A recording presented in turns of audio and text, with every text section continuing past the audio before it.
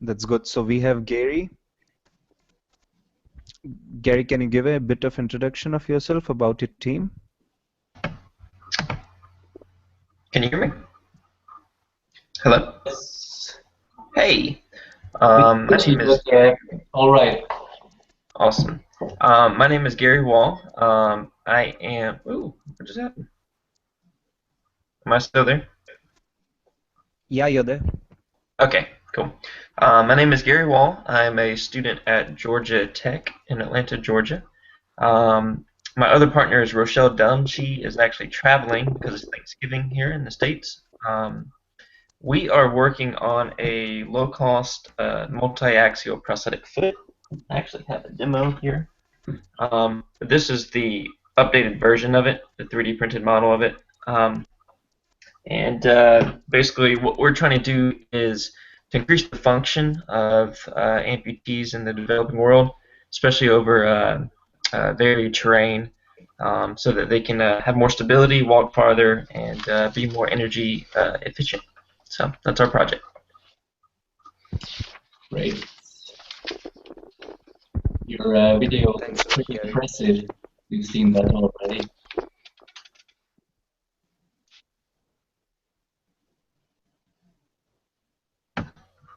Can you repeat that? Sorry, I didn't hear you. I saw your video, and that looks pretty impressive. So Thank you. Yeah, we've been working on it for about, I would say about a year. I actually gave up on the project until the Red Cross competition came out. So that's encouraging because I went into some more prosthetic design of other things. But yeah, we're really excited. I actually updated the design as you saw in the video. So I'm actually doing a patient demo next weekend with one of my patients. So that should be exciting to get her feedback of what the foot actually feels like. So. cool. We have Martin with us. Martin, can you hear us?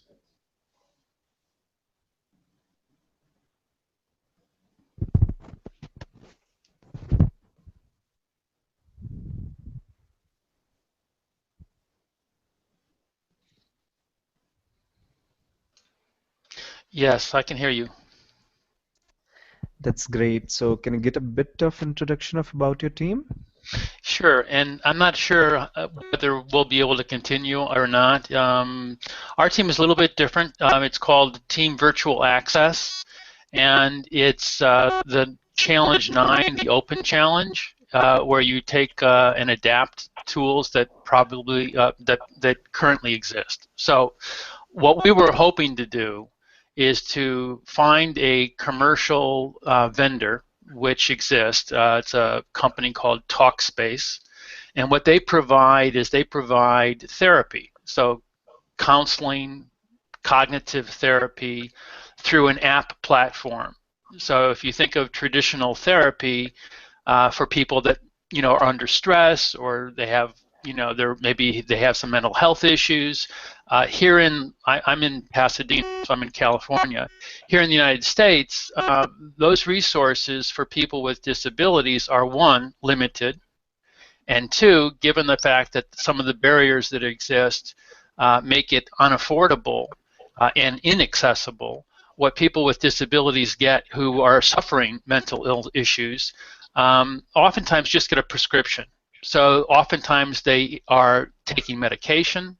Sometimes that medication is properly prescribed and working, but more often than not, it's not. It's either the wrong medication, or it's not enough medication, or it's too much medication.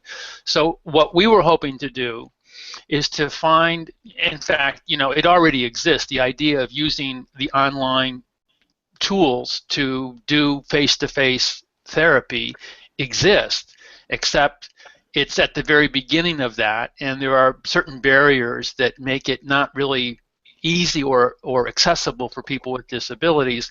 So our effort was to see if we could go ahead and encourage a commercial vendor, this Talkspace, that has a very interesting platform, and see if they would be open to doing a kind of a review and an analysis of their app platform to make it more accessible so that they could actually broaden their market and at the same time provide these services to people with disabilities. And that's a hard sell for lots of different reasons. And I'm not really sure whether I've been able to convince them yet as to whether or not they actually want to participate. So I think part of their challenge is the international property agreement, and they're concerned about, you know, whether or not they might run the risk of losing some of that access by intellectual property issues that, you know, we all are sort of aware of. Just as my background, I've been in the field of assistive technology for over 30 years. I have an adult daughter who has got cerebral palsy. I know this stuff on a very personal level, but also during that lifetime, we were able to use a number of tools that provided my daughter with opportunities she never would have had. She's a person who can't speak, who can't walk, who can't use her hands, and a generation or two before she was born, she most likely would have wound up in some sort of institutional care. Today, because of those tools, she's a college graduate, she has an independent lifestyle, she's a very interesting person. So I'm a very strong believer on a personal level. And then 15 years ago, I started to do this work professionally in the United States. So in California, I do a lot of project management of assistive technology, very involved in the developmental disabilities community. So whether this will happen or not in terms of term virtual reality is still up in the air. But I'm very interested in the Makeathon process. I'm very interested in this online track. I participated in a Makeathon in San Francisco in September, so I've sort of seen it work out in one format, and I'm very curious. And I have a deep interest in assistive technology services and service delivery in India as well. So that's probably more than you needed to know, but that's who I am and my background. Okay, thank you for your introduction. Manas, what do you think? Thanks a lot. Thanks a lot, Martin, for this. Tom, we can start now? Yes, I think so. Yeah. We should. Yeah, we should. There are quite a lot of people who have already joined, and a few will be joining in shortly. So we can also should wait for if some more are about to join, but it's your decision. No, it's fine. You just go on. It goes directly on YouTube, so people can watch it later on YouTube too. Okay. Okay.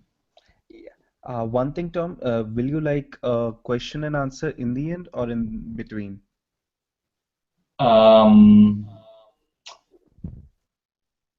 I think quick questions in between are no problem really, because they will be straight to what I present. Let's make that question of understanding of what I'm presenting and questions relating to projects. Let's put them to the end. All right? Sure. That sounds great.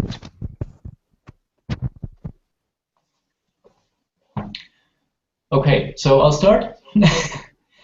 Definitely. Go on. Well, to introduce me, I am Tom Stäubli. Let's make it this way, from in form of pronunciation. I'm a Swiss guy, so please, a little excuse for my rather simple English, but it will be as good as it gets. I am an industrial designer. I work in a product development company. We're called Tribecraft, which not only has an English meaning, but also, if pronounced in German, Treibkraft is the same as driving force. We do mostly innovation, and I think that's really the point we are now. Some of you have really rather progressed projects. They have concepts, and other, I want to be frank, think they have concepts, but I would call this ideas, and I recommend to regard it as ideas. So I'll go into my presentation, in which I think I want to address the point where we are, and like I want to share a personal opinion on how I think this makeathon can be taken as a chance to develop a project, because I think let's see, the vessel of a makeathon gives the idea that at the end you have a kind of a do-it-all prototype that is the product, and from this on you will go. And I'd like to broaden this perspective a bit. So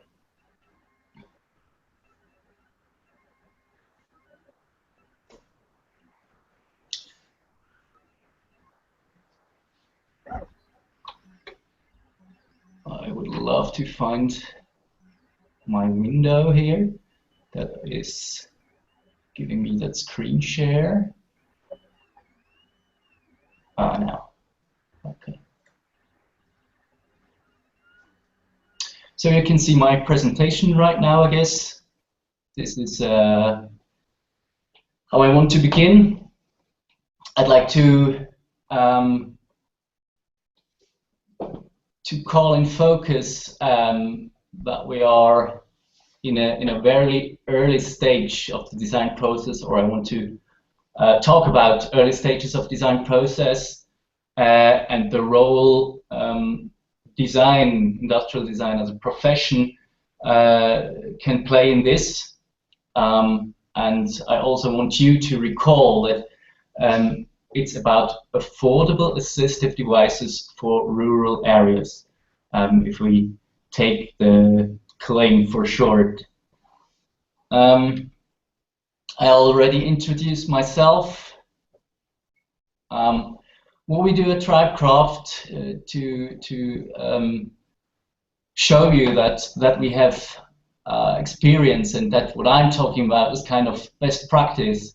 We're specialized in innovation, design, and engineering, and we're an interdisciplinary team.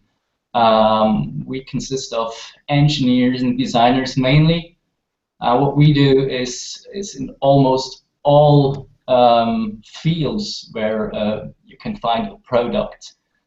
We do innovation. That means it can be simply or just to develop a concept, and our client takes this then to the market, or we do it really till the end, till you go into the mold of some injection molding piece. We can do this whole process. So in the last 15 years, we've got quite a experience how to make something work. Let's make it that short. And I want to be aware of that. We think for the phase you're on, this is pretty a similar thing, and we know that these disciplines you have, your teams you're in, are pretty interdisciplinary often, and I think it's about these three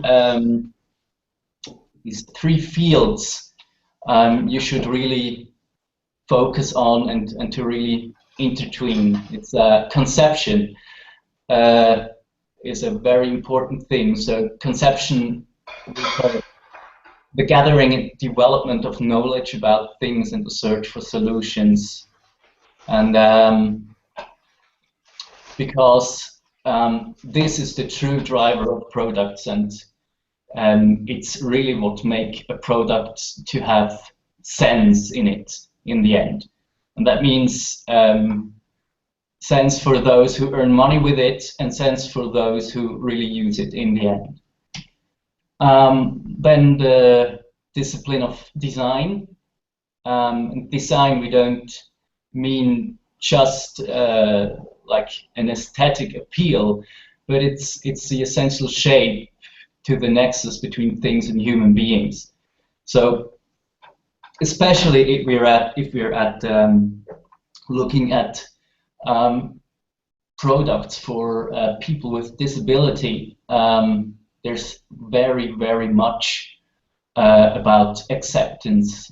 It's how people are perceived, how it's perceived what they do, and this is really a field where design comes in. And if you don't have any experience in design and in the interaction with people in your teams, I really recommend you to look for something who could assist you in that field.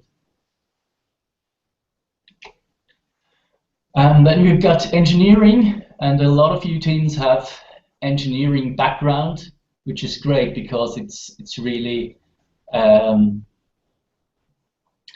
it's what makes become a product real, but it's not the only thing. So you have to like link this expertise with others to really make a product that hits the road. So to motivate you, but also to be aware of what you are doing and the importance of the way how you like have your team settle. I have a quote here of Ed Catmull, who is the co-founder of Pixar, and he says, if you give a good idea to a mediocre team, they will screw it up. And if you give a mediocre idea to a great team, they will either fix it or throw it away and come up with something that works.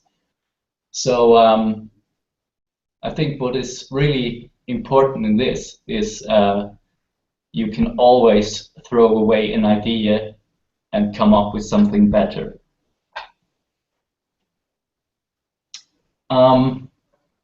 We've got a graphic here, which is our visualization of how we see a development process.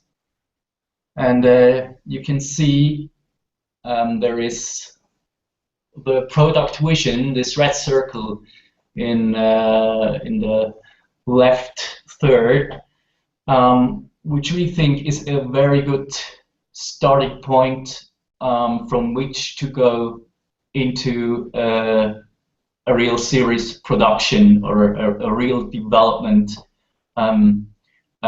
because this is when you know where you want to go. And not only you, but also people that are involved in your project and people that want to invest in your project. I think for the Makeathon, it's good to reach a bit further into the overall concept also, but don't go too far. Don't think you can handle all the stuff in the concept, in the detailed concept process, because it's gonna drag you away from things that are really important for now. So as I would characterize it right now, the ideas or the concepts you presented for the Enable Makeathon to become participant, consider them as an impetus, as an initial idea, and a lot of these ideas come from the technical side. A lot, or some of the ideas, come from the functional side. But what I would really recommend is to go back and reanalyze what you are doing and what you really want to achieve. We'll come to this later and have a detailed look at that. and then develop out of this analysis your product vision, your basic concept of what will become a really affordable assistive device in the future.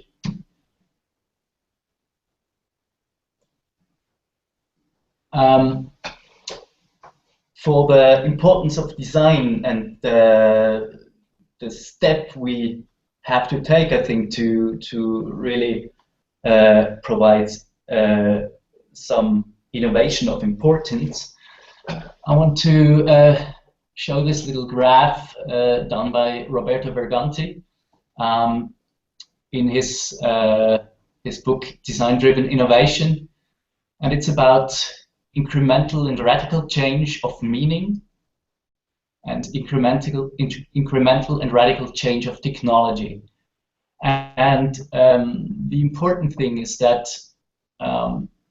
if you really take a design-driven innovation of meaning, which means you change how people look at things and how they are perceived, then you have, and combine this with technology, then you will really have a great impact. You will make a giant leap, and I think this is what we aim at, because it's not just the technology, because inherent in technology, if you don't back it up with the meaning, whatever this technology will have to people, there is, or might be, or probably is, a lack of acceptance, which then will keep away people from using these assistive devices, and that's not what we want. We want really to bring these devices to a lot of people, using it, and if you want people to accept it, then you have to really have a look at the meaning and the perception of your innovation. Well, to know what you have to bring out there, to know where to go, we recommend the so-called context of use analysis, which we do with the ethnological method of participating observation, which means you really go out, meet people, and you do not just interview them or let them demo for you what they do, but it's really being part of what they do. It's to observe and record, and it needs a bit of practice, so you won't alter what they are doing by your sheer by being there. But if you have some time, if you take your time and let people do what they usually do in their everyday life, you'll see a lot of things that really, if you can see the real potential, where to go to, where to focus, where to find solutions for. It's because of that the world just doesn't live up to our expectations, why we recommend to do these context of use analysis, and it's because often if you make the specs for a product, the functional requirements specification, it's that you focus on the primary benefit of a product, and the secondary and even tertiary benefits get forgotten. But those benefits or those functions can be killer criteria if your product hits the market and gets the acceptance it needs. And that's why we recommend really to do this kind of assessment via context of use analysis. You'll see so many things you wouldn't have thought of, how to use and misuse a product, or what people have to cope with you never thought of. So really, if there is something that is crucial in a development stage, in an early development stage, it's a real good analysis. You can see here a few examples what we have done. It's being on the construction side. It's cooking together with people. It's being in the surgery. How do people interact with pets? And the thing is not just that you get a human-centered view. It's not just inspiring. It's not just a holistic approach. It's also equally important that this doesn't hit just your intellect, but also your empathy. And this brings out the potential you never thought of. It helps you to anticipate needs. It gives you first-hand experiences, and this all is the most important thing of that all. Is this will build the fundament, the base for your micro decisions you're taking in your development process every minute. I mean, in your whole 60 days you're developing this project, you will likely to take like 10,000 micro decisions at least. And if you got this first-hand experiences, you build them different. Now I hear very. Excuse me, I hardly can hear what you are saying. It's very very dim.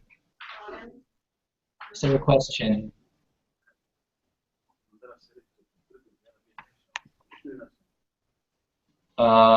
Should I switch back to the video, or shall I go on?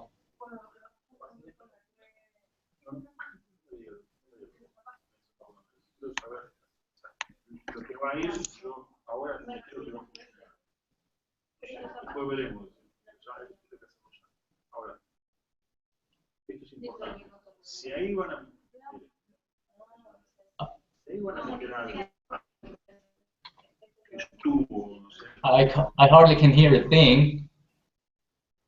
I am sorry.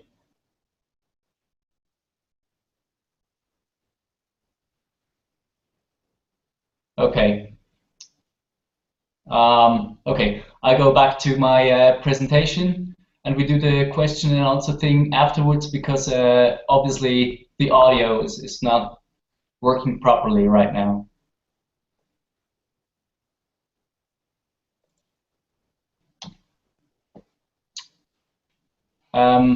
For this, we do, for example, we map emotional experiences. I can recommend that too. It's a bit of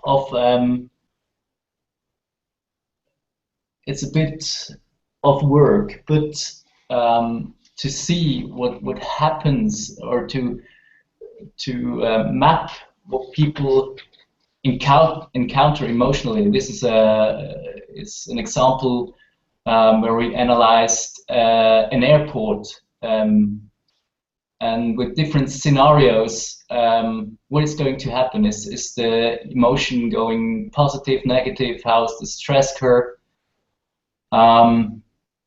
It must not be like this in detail, but just to think how do people feel if they use it, and in what situations do they feel what? In which situation do they feel what? We think is a great tool to also consider what you are doing with your project or your product. So the potential in your innovation, I have already addressed this. You have to use the primary benefit, where you base your specifications on your technology aims at, where you want to get your investors. But if you take a wheelchair, for example, it's absolutely critical also how it's stowed away, how other people have to cope with this product, how they prepare it, how people get into it, how this tool is fitted to people, and how the fit is modified. And even if you look at the rural area, the maintenance of such a product is absolutely critical. So one quote we had in those immersion days was, you develop the product, and other people take care of how it's implemented and how it's financed and how it gets to the people.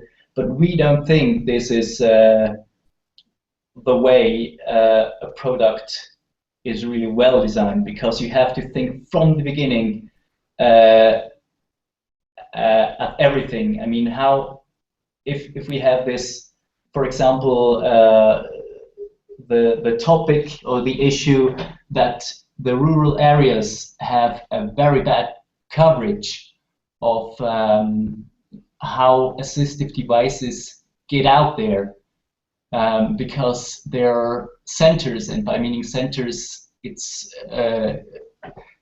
also the meaning centralized, that they're very far away from the use, from the actual use, where those products are needed. So people have to get to centers to get a product.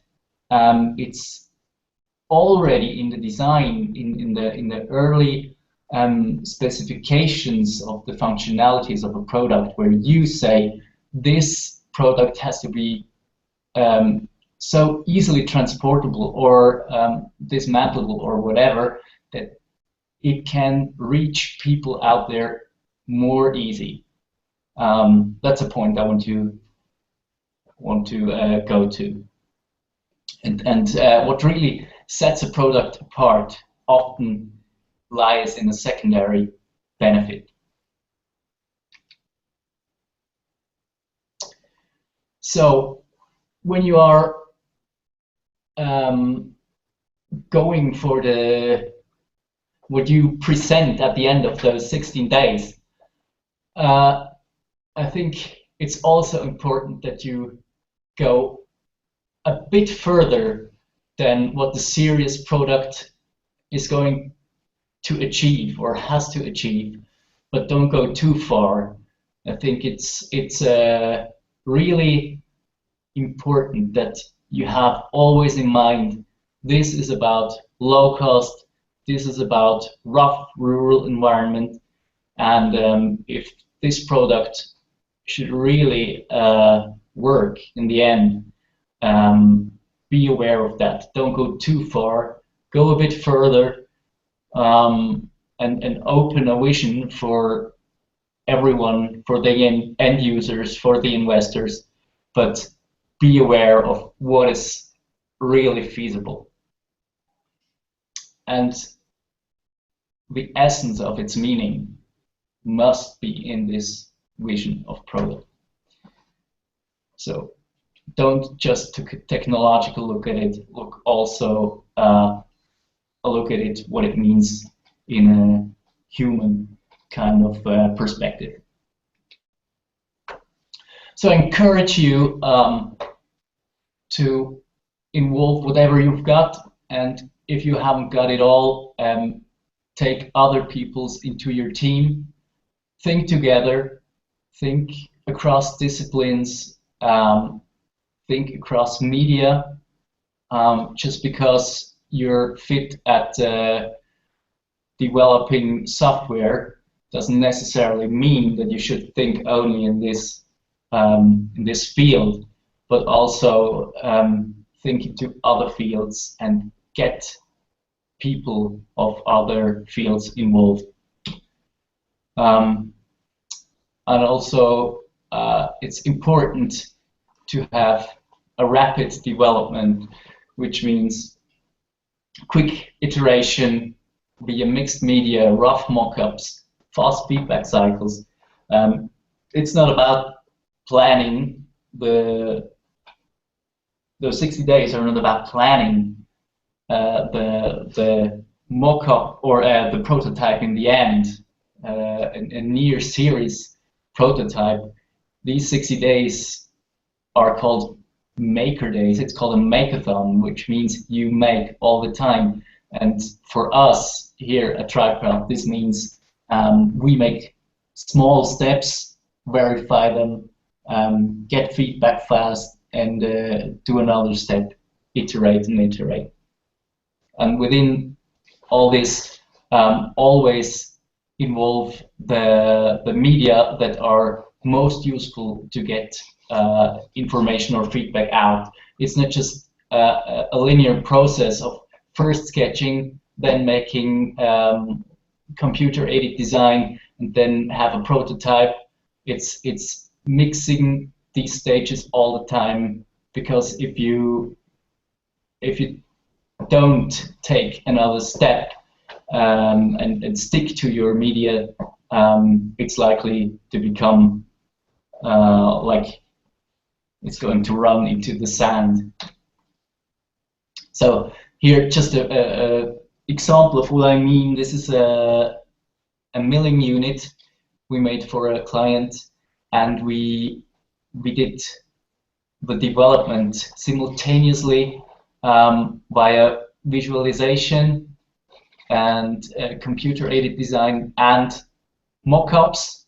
We could see if this fits the body, if the sizes work together, and that's the way we could also present it in the end. So we think it's essential, as I mentioned before, not to think in a can-do-it-all prototype for the end, but rather for a partially functional mock-up you can show the most important functions on, and also to have other material to complement that, to show what it will look like, to explain what other functions are, and not to build everything into the prototype, because it's taking a lot of energy you might not have.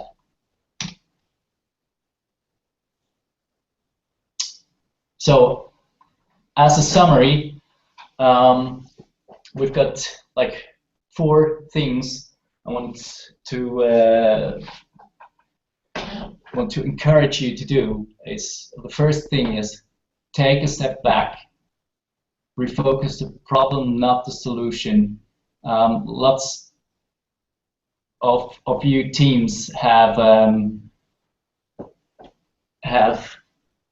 presented yet a solution, but we think right now it's a time to rethink it again. So go and experience firsthand what you have to achieve and what it takes to do so.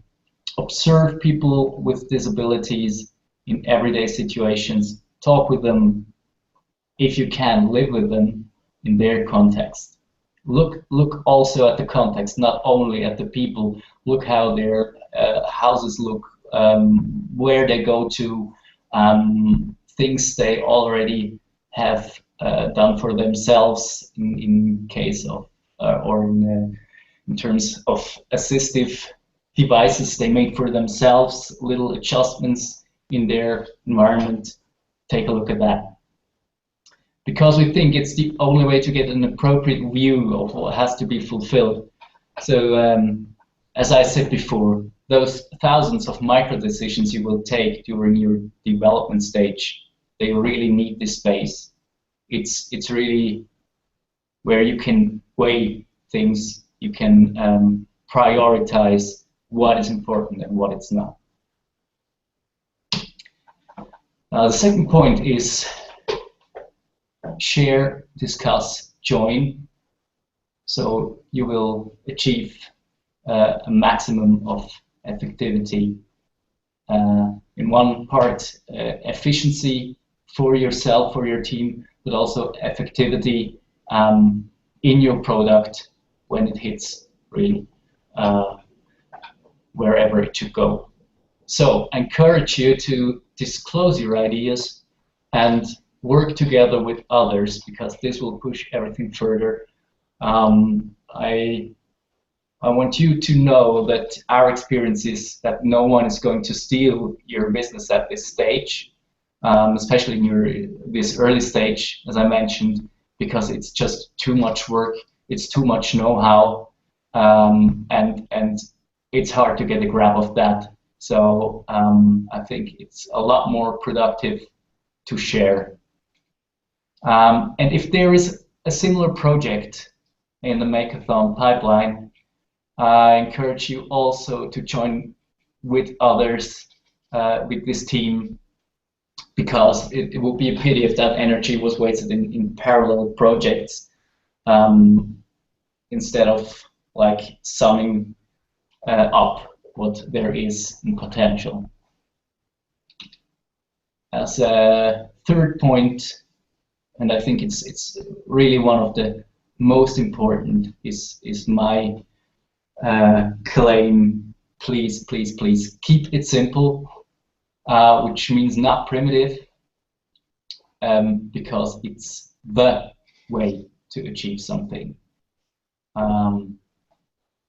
It's on one hand, it's that 60 days are quite a short time, so you rather provide a small physical solution to make a life a bit better, instead of like sinking this huge project tanker on a problem iceberg, because it's just the tips of these problems you can see, and there is a lot beneath the surface of what you expect.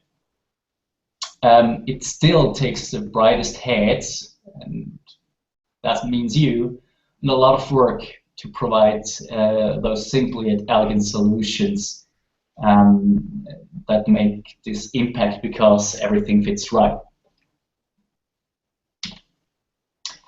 And as for the last point, I encourage you to try and retry to take this Makeathon literally, to be making, to iterate and learn with quick and dirty mock-ups. You do not aim for a sophisticated prototype to impress, but be hands-on, be simple, restrict to partial functionality, and get of that as much feedback out as you can, because at least those that are on site, you have the manufacturing means, you have the APD where you can go to, and there you have the future users, and it's worth a lot that you can get your feedback all the time. So as I said before, for the presentation in the end, I recommend a rather basic functional mock-up that you complement with meaningful visualizations and descriptions of the product. Well, this is what I think is important for the design at early stage. I'll switch back to the video, and we have questions and answers now.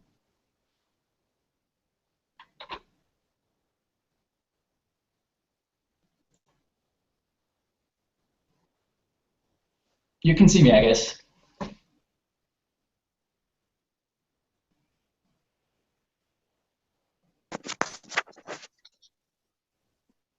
Anyone else? Any quotes?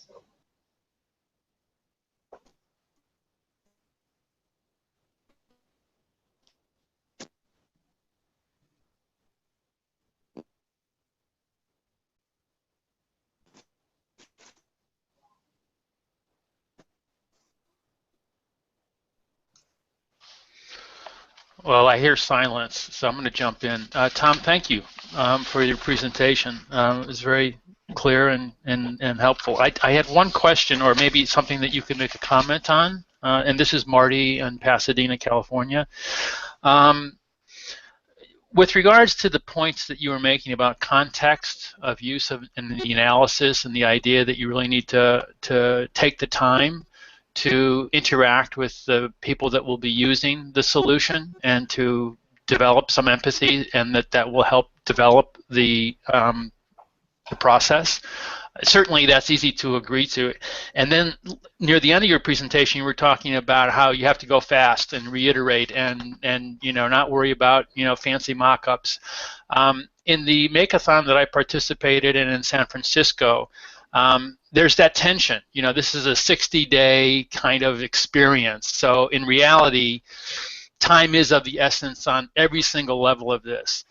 What thoughts do you have about that tension between taking time to really understand the user, which really does take a lot of time, more than usually 60 days, and the goal of the Make-a-thon, which is to actually come up with some kind of a prototype. And the reason I mention that is the event that I was at in San Francisco, the person that I was attending with had an idea for a feeder, wanted to use an independent feeder. And the software engineers didn't meet with her. They went ahead of the prototype with all the great energy that you would want. They were great people, great ideas, but they came up with a solution that theoretically worked, but in reality was not at all practical for the user. And they learned that lesson. Unfortunately, it ate up a lot. They thought that they were going fast to save time, and what they were actually doing is they were going fast and losing time. So any thoughts on any of that would really be helpful. Yeah, I think I would recommend to use perhaps 25 to 30% of your time in the beginning for this context of use assessment. And that because it seems a huge amount of time, but it's really going to speed up what you are doing afterwards in the conception phase, and it's speeding up because you can take your decisions a lot faster, and it's a lot clearer what you have to achieve. So it means it actually reduces the iterations, and it reduces the depth of the functionality your prototypes have, because you know better what to test and where to get feedback out. So I think even if it might seem time consuming, I think it's actually an accelerator.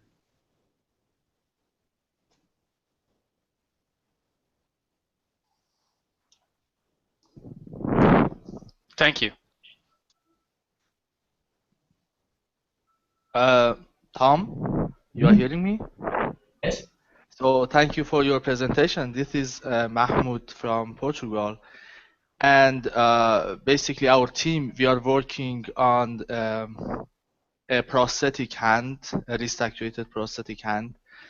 And so your presentation was great in that sense that basically you speak about this trade-off between how fast you are going on, and then sometimes you should go back and ask questions if you are basically doing the right thing or not. So my question is that from another point of view, you get this thing that probably in universities, because we come from a university basis, we are putting too much time on optimization of a product that is somehow ready to market. So, for instance, in our case, for our solution, we created a benchmark to compare the functionality of the hand against previous basically developed hands, and we got some improvement.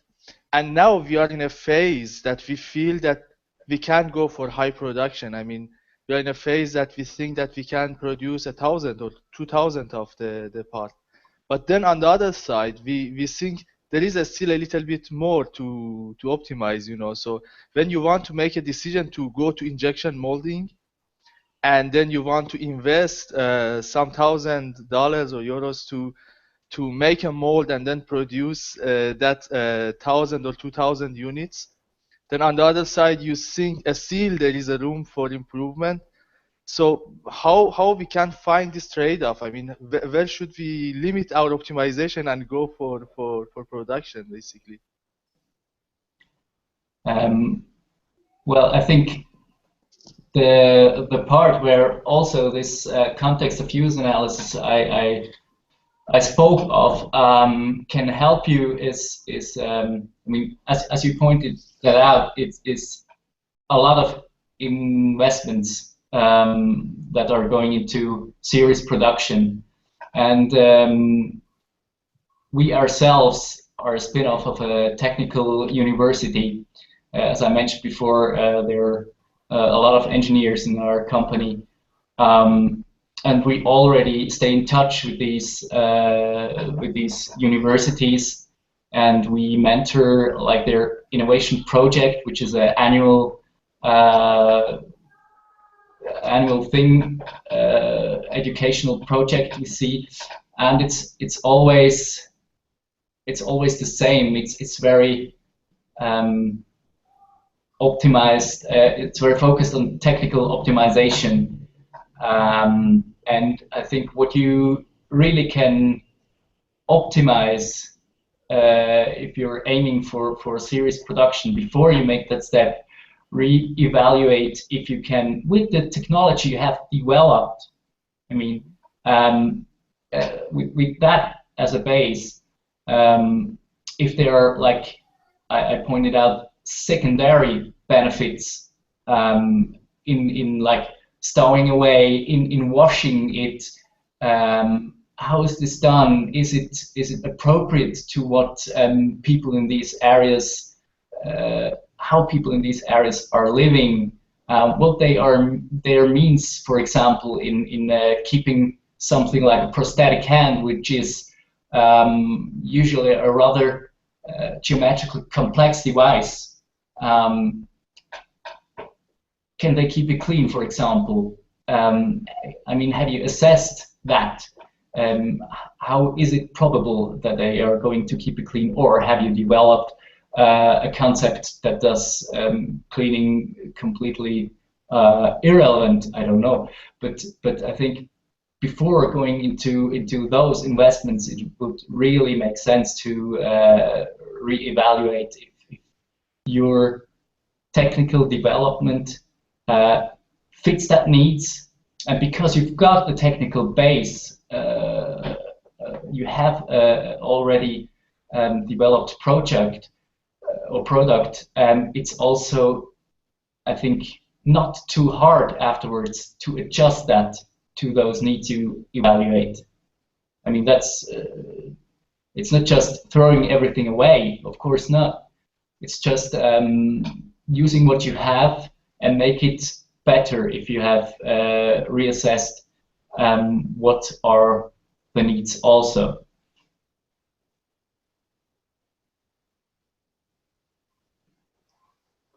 Thank you.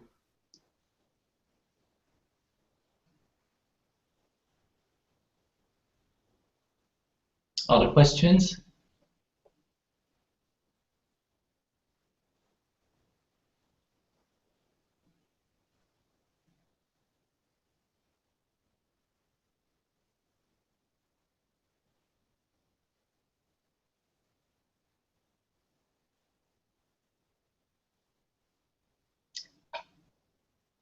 Well, I think I'm going to see if we can make this presentation available for you.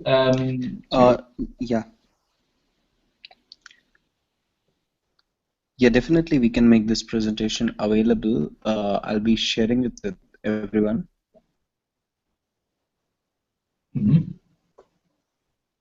Yeah, so, and this whole webinar will also be there on YouTube, so I'll be sharing the links with everyone. So if anyone needs, they can access it for future reference. Mm-hmm.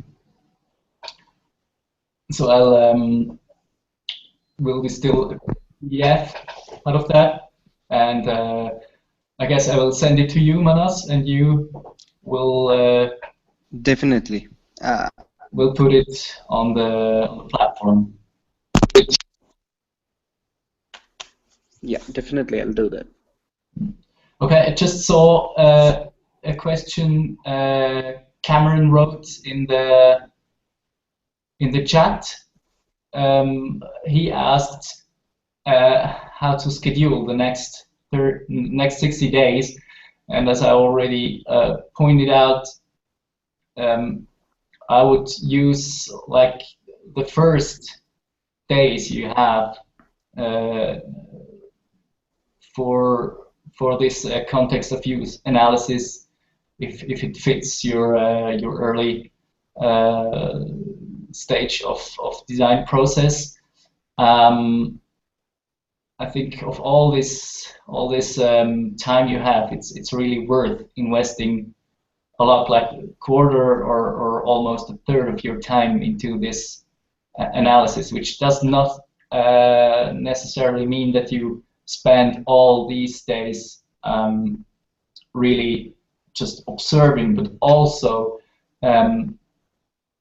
what you analyze it afterwards, and you really dig for the potential you see. What we usually do is we go out, we have questions ready, because if you go out, you should always have an idea, and every one of you has got an idea or a concept of what he wants to do in this makeathon. So first, go and think of what you want to know, and then if you're on spot, see if you can experience this, ask people, but also make it not just like a questionnaire, but do also be ready to improvise, to use right in the moment what you see, and think further on spot. That's why we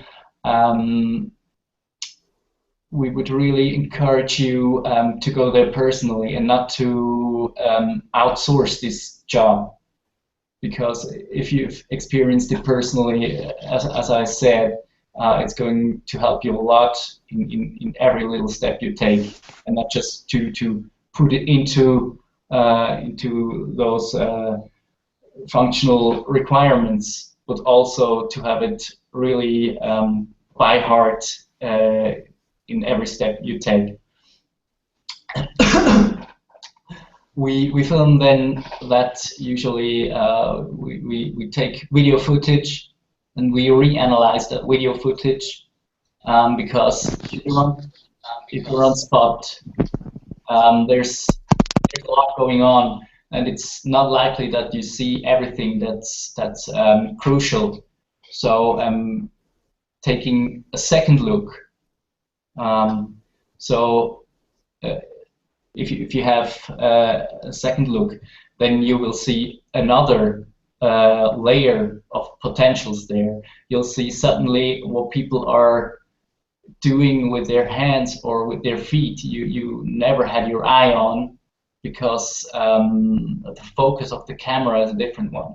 And what I also encourage you to do is not to take like a high-tech video equipment, professional video equipment, because that is going to drag too much attention and is too much machinery to have a good interaction with those people. Take a rather simple camera that is just capable of taking video footage, even your mobile phone, because if you don't have this before your face, but like on a high of your breast or your belly, it's going to ease your interaction with these people, and it's going to keep them in a more natural role. And then you have this video footage, and then re-evaluate it, and you'll see also a lot of potential, I'm sure. Then do a clustering of potential. You see, you have, and weigh it. Do a hierarchy of what you think is important in what way, and that all is a part of this context of use analysis process. So that is a part of these 30% of time I'm talking about. And actually, when doing this this analyzing stuff, this clustering of potential, the hierarchies of what is important and what's not, that's in fact already making concepts. You can't help in that part of work. You're already getting your ideas. So it's not. It sounds like spending a lot of time for something that is just no one will see, but it's it will be available and it's there, and out of that you know a lot better what to do if you're in the actual concept phase. Then having the conceptual phase, I think that's about like 60% of your time, and again, going for the presentation, going for the final prototype, and the stuff you want to show along with. Let's put that down to like just 15% of your time.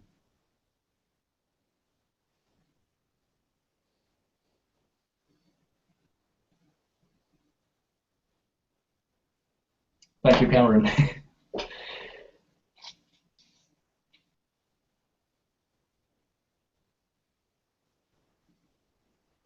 Other questions?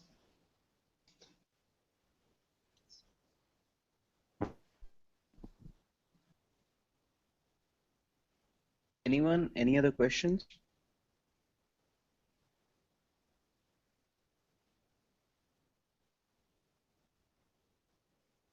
So perhaps in between, I've seen that one of the online participants teams is aiming for a wheelchair that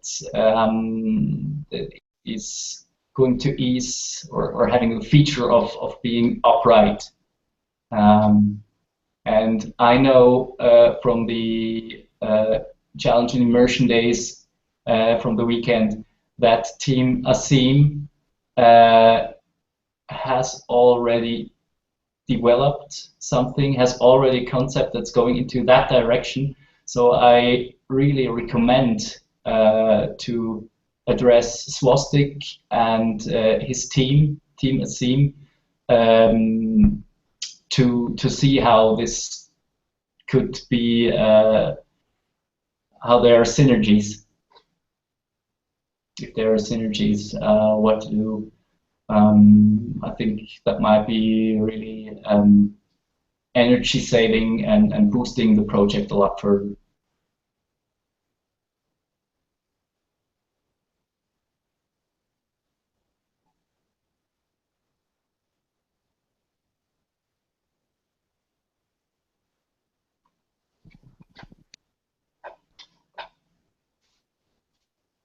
Are there any people from India right now in the chat?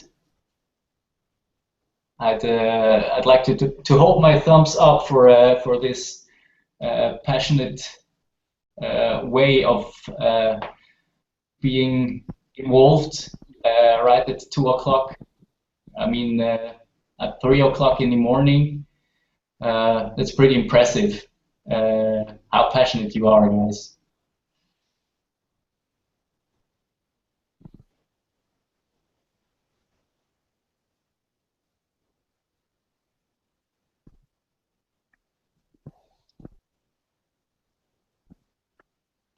Okay, I think we got the most of it covered.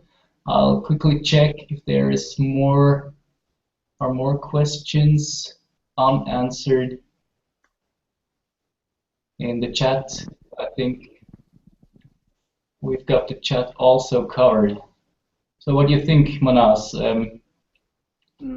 Yeah, so I guess when no one is having any more questions, then it's much of it.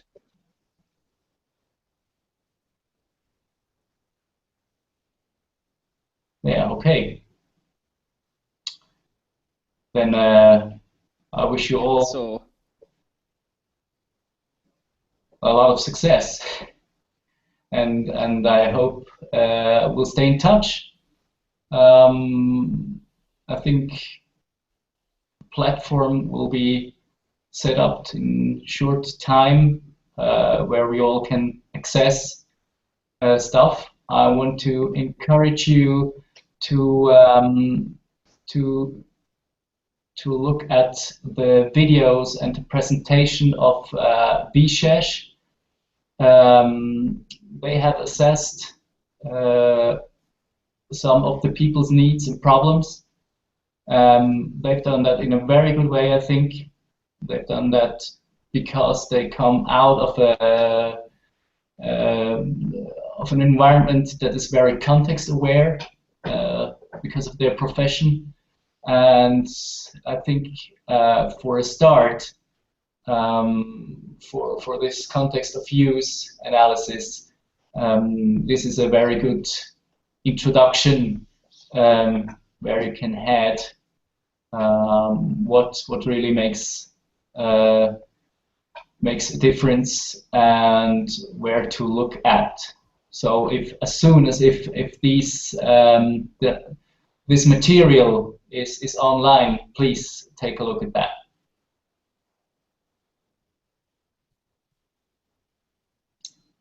Well, thank you all for watching. I appreciate what you do, and I hope there will be a lot of great yet simple products that get out to the people in need.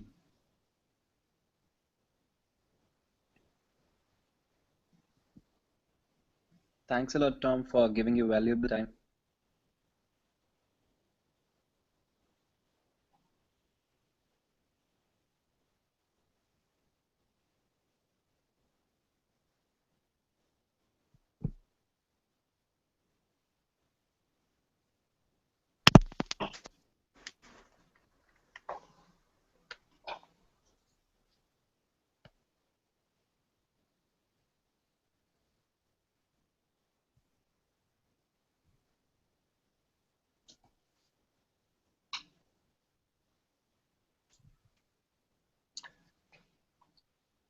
So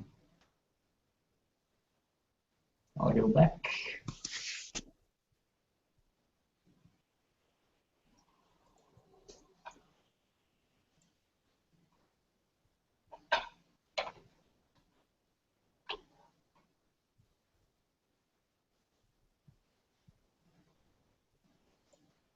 And make this the end picture, if that's okay for you.